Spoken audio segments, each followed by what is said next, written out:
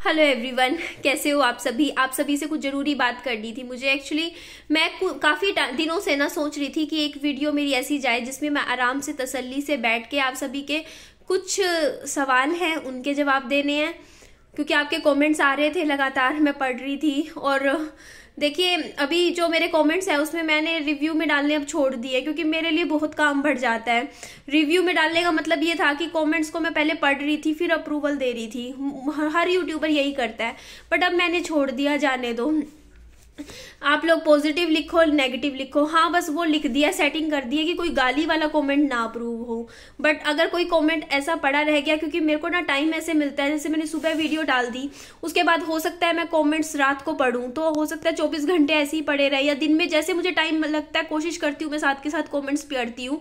कोई अगर घटिया कॉमेंट हो, अगर किसी के लिए नेगेटिव कॉमेंट हो या कोई हेट कॉमेंट आ जाए मेरी वीडियो के नीचे, तो प्लीज मुझे माफ कीजिएगा, क्योंकि मुझे अगर लगेगा कोई हेट कमेंट है, क्योंकि मैं अपने चैनल पे नहीं रखना चाहती। मैं बस इतना चाहती हूँ कि मेरे चैनल के नीचे किसी और यूट्यूबर का नाम ना आए, बस नाम ना लिखिएगा। अगर पॉजिटिव वे में लिखो तो कोई दिक्कत नहीं है मुझे, बट किसी के लिए भी कुछ नेगेटिव मत लिखना मेरे चैनल के नीचे। बस कोशिश यही रहेगी कि मेरे को दिखे, क्योंकि मैं बिजी रहती हूँ थोड़ी सी, तो मेरे को नहीं पता चलता, कई बार कुछ घंटे लेट पड़ा रह जाए वो कमेंट। बट अगर मुझे दिख गया तो मैं हटा दूंगी, बट कई बार ऐसा भी हो जाता है कुछ लिखा रह जाए और वो मुझसे छूट जाए तो माफ कीजिएगा, पहली चीज। तो इसीलिए मैं रिव्यू में डाल रही थी काफी टाइम से कमेंट्स, क्योंकि मुझे ना काफी ज्यादा ना मेरे कमेंट सेक्शन को बहुत गंदा कर दिया था लोगों ने। मैं काफी टाइम से, अभी पिछले 2 महीने से रिव्यू में डालने लगी थी, पहले नहीं डालती थी, क्योंकि इतने हेट कमेंट्स। एक्चुअली क्या होता था, मेरे लिए कुछ नहीं होगा तो किसी और यूट्यूबर के बारे में लिखना शुरू कर देते हैं, अरे ये ऐसी है, अरे वो वैसी है, ये मतलब मैं क्या करूँ, मेरे वीडियो के नीचे क्यों लिख रहे हो, जो जैसा मतलब हद है ना। मेरा कोई रिएक्शन चैनल भी नहीं है कि मैं कोई किसी उसके बारे में बोल रही हूँ, मैं कुछ बोल भी नहीं रही हूँ, मैं तो अपनी वीडियो डाल रही हूँ, लेकिन मेरी वीडियो के नीचे किसी के बारे में लिख देते हो आप। प्लीज ये चीज मत किया कीजिए कि ऐसे में मेरे को वो कमेंट हटाना पड़ेगा। मैं आपकी आईडी ब्लॉक नहीं करूंगी, बस वो कमेंट जरूर हटा दूंगी फिर मेरे चैनल से। बस नाम मत लिखिए, पहली चीज। दूसरी चीज, आपके कमेंट्स आ रहे थे किसकी शादी है क्या है, तो देखिए उसका जवाब मेरी मम्मी दे तो ज्यादा अच्छा रहेगा, क्योंकि देखिए बड़ों के मुंह से बातें जाए इस तरीके की, क्योंकि आप जानते हो ना कोई बड़ी अनाउंसमेंट करनी होती है तो फैमिली के बड़े सदस्य करें, बैठ के बताएं आप लोगों को, तो ज्यादा अच्छा लगता है। तो इंतजार कीजिए, अभी मेरी मम्मी जैसे ही वो तैयार होंगे फिर आप लोग कमेंट करने लग जाओगे। अगर मैं अभी ले आऊंगी मम्मी को, कहोगे कि हाँ, एक होता है ना कि थोड़ा ड्रेसअप होके अच्छे से रेडी होने के बाद मम्मी वीडियो में आए और वीडियो में आके बताए सब कुछ, तो ज्यादा अच्छा लगेगा। इसीलिए अभी मैं मम्मी को नहीं लेके आ रही हूँ। मैं कहा मम्मी अभी थोड़ा सा अपना नहा के बालों में कंघी वगैरह कर लेंगे, थोड़ा अच्छा सूट पहन रखा होगा, क्योंकि अभी बहुत से काम है हमारे घर में मुझे करने हैं प्रिपेयर, तो वो सब करने हैं। तो इसीलिए वो आएंगे तभी वीडियो में वही बोलेंगे, सब अनाउंसमेंट आएंगी। बाकी कहते नहीं है कि उड़ता तीर होता है, तो लोगों को जितना हो जाता है लोग समझ भी जाते हैं कि किसकी शादी होने वाली है क्या है। बाकी हम लोग बता देंगे तो हाँ ऑब्वियस हो ही जाएगा उसके बाद। तो पहली बात। दूसरी बात, आज मेरे पास एक पार्सल आया था जो कि प्रीपेड ऑर्डर था, जिसमें 8 चॉकलेट्स थी, ठीक है। और मेरा को इतना मुश्किल हो गया है ना विहान से बचा के रखना। तो मैंने लाइव करी थी, उस लाइव में मैंने दिखाई थी कि मैंने कहा ये 8 चॉकलेट्स आई हैं, बट मुझे नहीं पता चला था कि वो ऑर्डर किसने किया है। बट वो ऑर्डर किसने किया था वो अब मुझे पता चल चुका है, क्योंकि विहान के दादाजी का फोन आया था दिन में शाम को, और उन्होंने फोन करके मुझे बताया कि उन्होंने 3 पार्सल्स ऑर्डर करे थे, जिसमें से एक पार्सल तो था जिसमें 3 जैम के पैकेट थे, जैम्स होते हैं बच्चे के। दूसरा पैकेट था जिसमें 8 चॉकलेट्स थी डेयरी मिल्क की, ये जो कॉम्बिनेशन पैक होता है, तो ये था।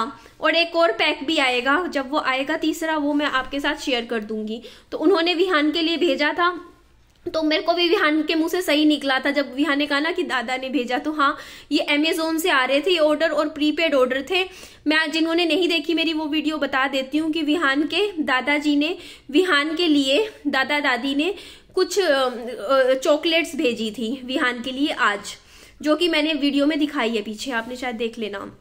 तो थैंक यू, आपने विहान के लिए इतना किया। बाकी मेरा थैंक यू बोलने का कोई मतलब बनता नहीं है, क्योंकि देखिए बात ये है कि ना थैंक यू बोला जाता है कि उनको मतलब उनका तो फर्ज बनता है ये काम करना, वो कर रहे हैं तो इसमें कुछ अलग काम नहीं कर रहे हैं वैसे देखा जाए, क्योंकि हर कोई अपने पोते के लिए बहुत कुछ करता है। और ये चीज है कि उसमें थैंक यू वाली तो कोई बात होती ही नहीं है, ठीक है, अगर वो ला रहे हैं अब तो ठीक है, अब विहान के लिए ला रहे हैं तो अपनी खुशी से अगर कर रहे हैं तो करें, अच्छी बात है इसमें। तो फिर भी मैं कहती हूँ चलो फिर भी, लेकिन चलो थैंक यू, आप ला रहे हो, बाकी ठीक है, अच्छा लगता है क्योंकि चलो विहान खुश हो जाता है तो अच्छी बात है। अगर आप करोगे विहान के लिए तो विहान को अच्छा लगेगा, उसको खुशी मिलेगी, ठीक है। और देखिए अभी मेरे साथ क्या हो रहा है कि अभी मेरा वाईफाई की दिक्कत आ रही है। और हाँ, आप लोगों को कुछ बात बतानी थी कि कुछ सपने हैं, कुछ ड्रीम्स हैं जो पूरे करने हैं, मेहनत करनी है इस साल। और हाँ, आज बताऊं क्या बात थी, मैंने फिर पहले सोचा था मैं कुछ काम पूरा होने के बाद, बट वो काम पूरा नहीं हुआ, तो मैं फिर भी आपको बता देती हूँ क्या काम था। एक्चुअली परसों ना मेरे पास प्रॉपर्टी डीलर जो भैया हैं उनका फोन आया था, वही प्रॉपर्टी डीलर जिन्होंने मेरे को आज से 2-1.5 साल पहले एक प्रॉपर्टी दिलवाई थी, जो कि फिर 20,000 ऊपर देके मेरे वापिस करे थे, पैसे बयान ना देके वो कुछ उन्होंने वापिस कर दिए थे, उनकी बात कर रही हूँ। तो उनका फोन आया था मेरे पास खुद से, शिव प्रॉपर्टीज नाम से उनका। तो वो बोल रहे थे कि एक प्रॉपर्टी है आपको लेनी हो और लोन करवा देंगे, आपका लोन हो जाएगा, आप देख लो। तो वैसे भी देखो, जो मेरे 2 फ्लैट्स थे, जो पहला फ्लैट था वो और दूसरा फ्लैट की मेरी पूरी कंप्लीट हो ही गई है, बस 1 लाख की पेमेंट बची है, वो भी 1.5 साल बाद देनी है। तो अभी तो बहुत उसकी कोई टेंशन नहीं है, उसका टाइम बचा हुआ है। तो मैंने कहा ठीक है मैं देख लूंगी। तो वो बोल रहे थे 50 गज का प्लॉट है और 15 बाय 30 का है, मतलब डायमेंशंस बताई थी उन्होंने मुझे फोन पे कि आगे से 15 है, पीछे से 30 है बैक में। तो फ्रंट भी अच्छा था।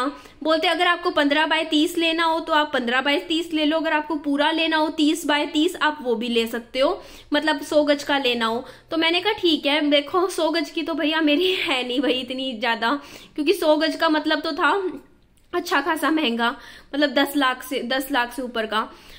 तो वो तो भाई मेरी गुंजाइश नहीं, मतलब वो बोल तो 10.5 लाख का रहे थे, मतलब मेरे को बोला था हाफ 5-5.25 लाख का मिल जाएगा।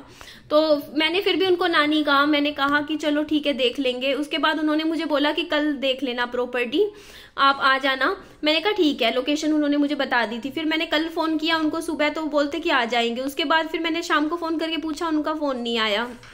फिर मैंने दोबारा किया नहीं, फिर आज पूरा दिन उनका खुद से कोई फोन नहीं आया।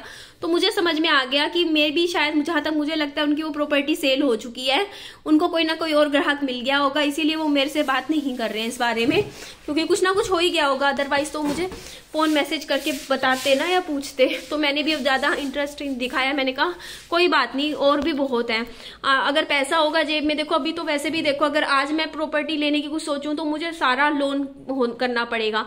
बाकी लोन का ऐसा होता है जैसे किस्तें बंध जाती हैं, हर महीने उतनी कटती रहे। तो मैंने भी इसीलिए सोचती हूँ यार प्रॉपर्टी का, क्योंकि मेरे हाथ में पैसा टिकता नहीं है। अगर मेरे हाथ में पैसा होना, मैं सोचूं ये खर्च लूं वो खर्च लूं।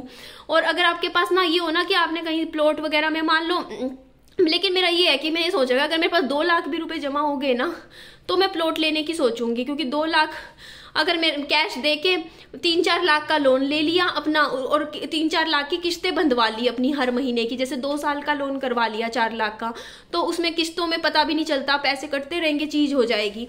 तो सोचूंगी, देखिए हर कोई चाहता है, और मैं तो भाई आजकल प्लॉट लेना मुश्किल नहीं है, प्लॉट के ऊपर बनाने में भी कितना पैसा लगता है ना यार। मैं कल सर्च कर रही थी कि आजकल रेट क्या चल रहा है। तो अगर मतलब जो कॉन्ट्रैक्टर है ना, अगर मजदूरी के साथ, कल मैं रात को यही पढ़ रही थी, मजदूरी सिर्फ लेबर के चार्जेस होते हैं 250 से 300 रुपए, और अगर मटेरियल भी इंक्लूड कर देते हैं पर स्क्वायर फीट, तब तो हमारा 1000-1200 पर स्क्वायर फीट पड़ता है। मीन्स में खर्चा लगाया ना, मैंने देखा 50 गज का सिर्फ नीचे का बनाने का ना 7-8 लाख रुपए का खर्चा आ रहा था, सिर्फ नीचे का बनाने को, अगर आप ढंग से अच्छा बनाते हो तो, मतलब बी ग्रेड वाली वो करवाते हो। 3 तरीके की होती है ना आपकी कंस्ट्रक्शन, A B C। सी तो वो होती है जो नॉर्मल, आजकल जैसे अर्थक्वेक से बचाने वगैरह का ना बी क्लास होती है, तो मैं तो बी क्लास ही करवाऊंगी। A क्लास तो बहुत ही हाई फिनिशिंग वाली होती है, उसकी अपनी गुंजाइश नहीं है उतना पैसा लगाने की। बी क्लास कंस्ट्रक्शन होती है, जिसमें मैं सोच रही हूँ अगर मैं कंस्ट्रक्शन करवाऊंगी तो मैं अपने कभी आगे प्लॉट लूंगी ना, तो मैं मेरे मामा जी से इस बारे में डिस्कस करूंगी, क्योंकि मेरे मामा जी ने घर बनवाया था अभी, वो भी बहुत बड़ा, तो मुझे इतना नॉलेज नहीं है, बट उन्होंने कॉन्ट्रैक्ट पे बनवाया था, तो वो मुझे अच्छे से गाइड कर सकेंगे कल को जब मैं प्लॉट लूंगी, क्योंकि उन्होंने खुद बनवाया है, तो उनको एक एक चीज की समझ है, नॉलेज है कि उन्होंने कैसे लगवाया, कैसे लेबर होती है, कैसे काम होता है, सब कुछ है। तो उम्मीद करते हैं कभी ना कभी ये सपना भी हमारा पूरा होगा, जरूर होगा, मेहनत करेंगे तो सब कुछ मुमकिन है। बस अभी के लिए, लेकिन ये सपना फिलहाल पूरा नहीं हो सकता क्योंकि अभी हमारे पास इतना पैसा तो है ही नहीं, गुंजाइश ही नहीं है अभी तो लेने की। लेकिन कभी टाइम हुआ आगे फ्यूचर में तो बहुत सोच समझ के करूंगी जहां भी इन्वेस्ट करूंगी। तो ठीक है जी, एंड करती हूँ वीडियो का। वीडियो अच्छी लगे लाइक कीजिएगा, चैनल को सब्सक्राइब भी कीजिएगा, दोस्तों में फ्रेंड्स में शेयर कीजिएगा। अपना खूब सारा ध्यान रखिएगा। Bye bye, take care.